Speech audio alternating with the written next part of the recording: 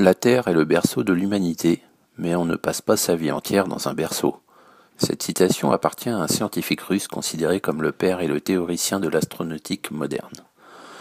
Elle résume très bien la volonté de l'homme qui cherche à s'extraire de sa planète. Parmi ces voyageurs de l'espace, l'astronaute Edgar Mitchell est le 6e homme à avoir marché sur la Lune. À ce titre, un journaliste anglais l'interviewe sur la fameuse épopée d'Apollo, en juillet 2008. Les 15 premières minutes de l'interview se déroulent normalement. Puis le journaliste pose une question, a priori anodine. Croyez-vous qu'il y a de la vie sur d'autres planètes ? En effet, la NASA recherche depuis peu des traces d'eau sur la Lune et sur Mars. Ceci prouverait que le cas de la Terre n'est pas unique et que la vie a pu, peut ou pourrait se développer ailleurs. L'interview va alors prendre une tournure toute particulière. Edgar Mitchell. Oh oui, la question ne se pose plus. Il y a de la vie partout dans l'univers. Nous sommes loin d'être seuls. Le journaliste. Vous êtes convaincu que nous ne sommes pas seuls dans l'univers ? De source sûre, je sais que nous ne sommes pas seuls dans l'univers. Maintenant, a-t-on été capable d'identifier avec certitude où sont les autres planètes ? Non, certainement pas dans notre système solaire. Mais ils ont identifié bon nombre de planètes qui pourraient abriter la vie. J'ai eu le privilège d'être informé sur le fait que nous avons été visités sur notre planète, et le phénomène OVNI est réel. Il est étouffé par nos gouvernements depuis fort longtemps. Le journaliste. Waouh ! Attendez une minute, c'est énorme ce que vous me dites. Tout ceci est un choc pour moi. Edgar Mitchell. Eh bien, je suis désolé que vous n'ayez lu les journaux récemment. Ça commence à être révélé petit à petit. Le journaliste. Donc vous êtes en train de me raconter ? Il y a un tas d'informations à prendre en compte. Attendez une minute. Écoutez, j'ai entendu des dingues d'OVNI me raconter ce genre de trucs auparavant. Mais jamais un docteur, Edgar Mitchell, le 6e homme à avoir marché sur la Lune, un scientifique respecté à juste titre, m'annonçait que nous sommes visités par des extraterrestres d'autres planètes, et qui sont en définitive partout autour de nous. Il n'y a plus à débattre. Edgar Mitchell. Eh bien, c'est la première fois que vous me parlez, sinon je vous en aurais parlé avant. Le journaliste rigole. Alors vous croyez à tout ça ? Edgar Mitchell.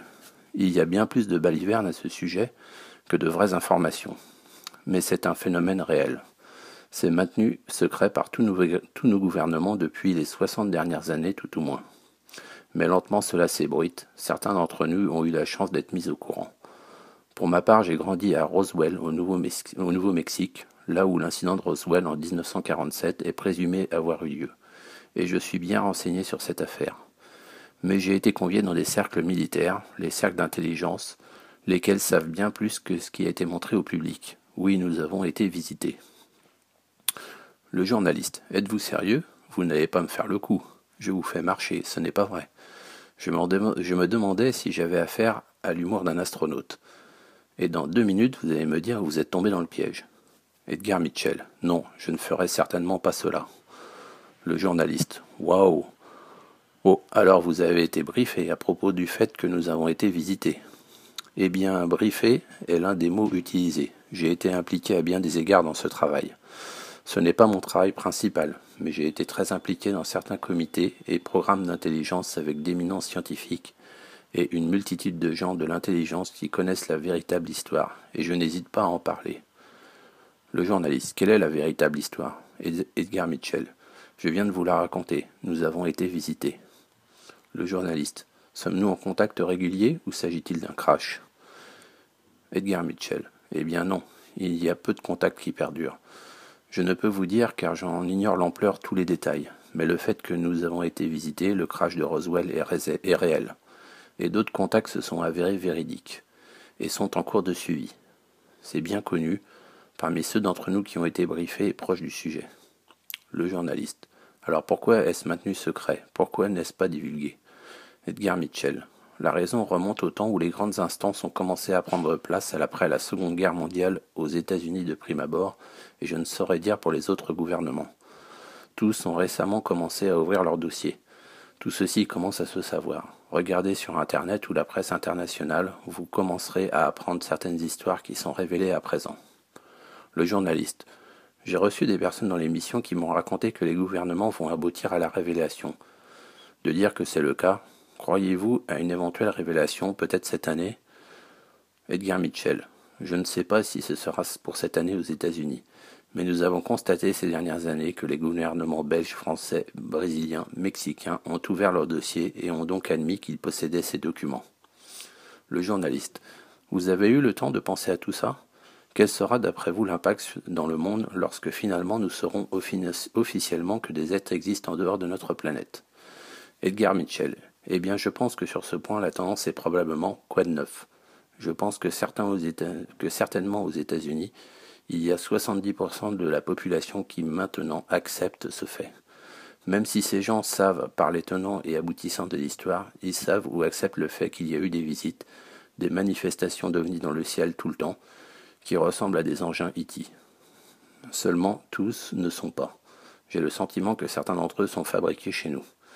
J'ai le sentiment que durant les 60 dernières années au moins, il a été question de rétro-ingénierie et de création de ce type d'engin. Mais ce n'est pas encore aussi sophistiqué que ce que possèdent les visiteurs. Le journaliste. Alors selon vous, à propos de tout ça, et que le fait vous le rendiez public, êtes-vous inquiet pour la sécurité avec ce genre de truc ? Edgar Mitchell. Oh, je pense que ces temps sont révolus. Cela représenterait un souci pour la hiérarchie des individus concernés. Mais je ne pense pas qu'ils mettent quiconque hors circuit désormais ou fassent de subir des choses radicales. Le journaliste. Que pensez-vous des intentions des extraterrestres ? Sont-ils hostiles ou pacifiques ? Edgar Mitchell. Pas du tout. Rien d'hostile. Il est évident que si leur intention était hostile, nous ne serions plus là à présent. Le journaliste rigole.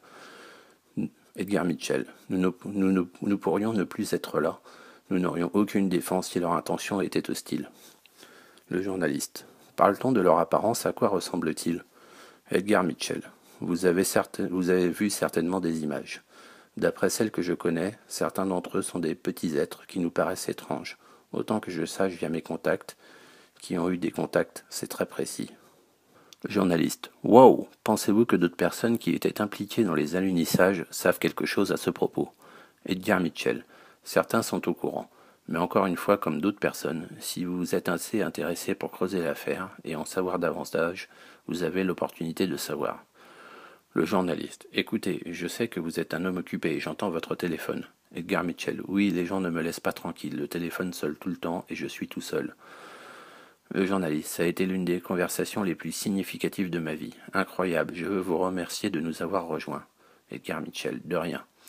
Le journaliste. Dr Edgar Mitchell. Écoutez, vous êtes un ami de l'émission. Si vous voulez accepter cette amitié, et wow, quelle conversation incroyable.